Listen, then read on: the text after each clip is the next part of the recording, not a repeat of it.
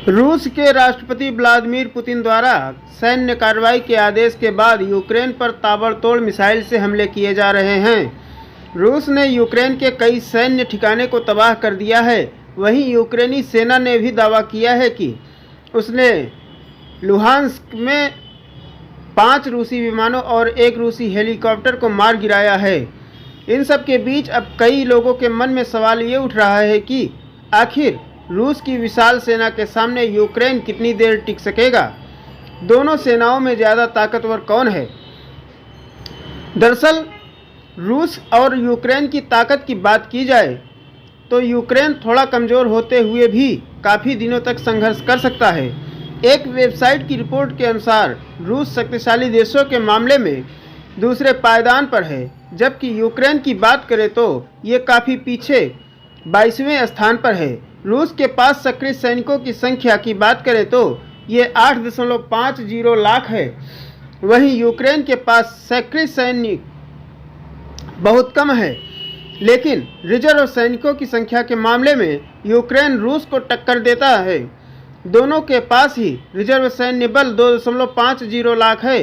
वहीं paramilitary force की बात करें तो रूस काफ़ी आगे है। रूस के पास 2.50 लाख पैरामिलिट्री फोर्स है, जबकि यूक्रेन के पास सिर्फ 50,000 पैरामिलिट्री फोर्स ही है।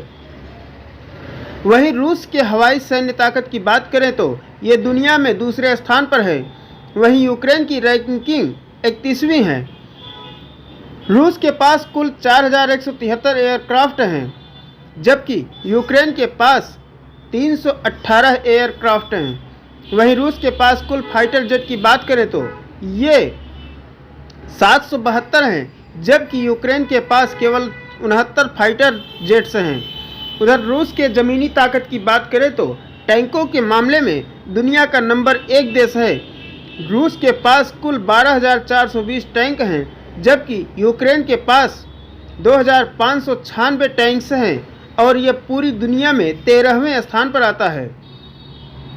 बख्तरबंद वाहन की बात करें तो रूस पूरी दुनिया में तीसरे स्थान पर है, जबकि यूक्रेन 6वें स्थान पर है। हालांकि इस संघर्ष में नौसेनाओं का कोई सीधा संपर्क होने की संभावना नहीं है। फिर भी यूक्रेन के कुल 38 नौसैनिक जहाज़ों की तुलना में रूस के पास एक विमान वाहक पोत सहित 600 से अधिक नौसैनिक जहाज़ हैं। समुद्र में छिपकर हमला करने के लिए रूस के पास 70 पनडुब्बियां हैं, जबकि यूक्रेन के पास 0 है।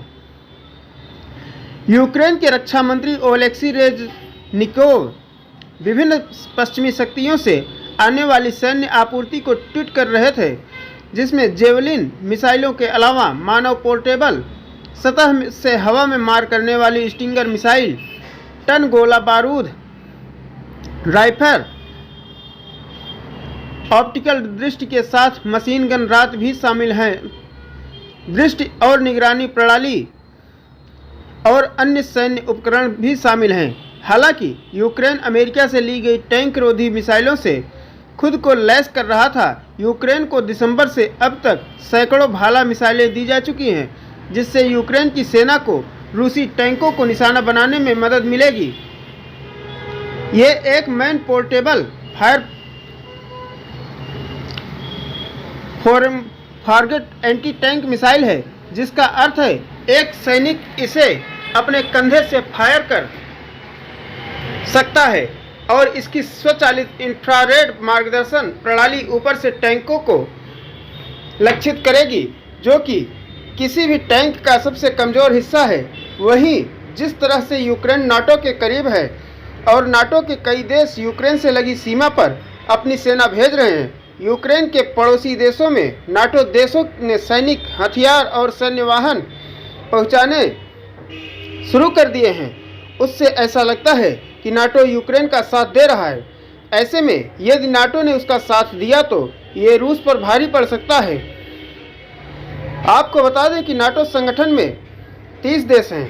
नाटो के अंतर्राष्ट्रीय सैन्य गठबंधन का मूल सिद्धांत इसकी सामूहिक रक्षा प्रणाली है।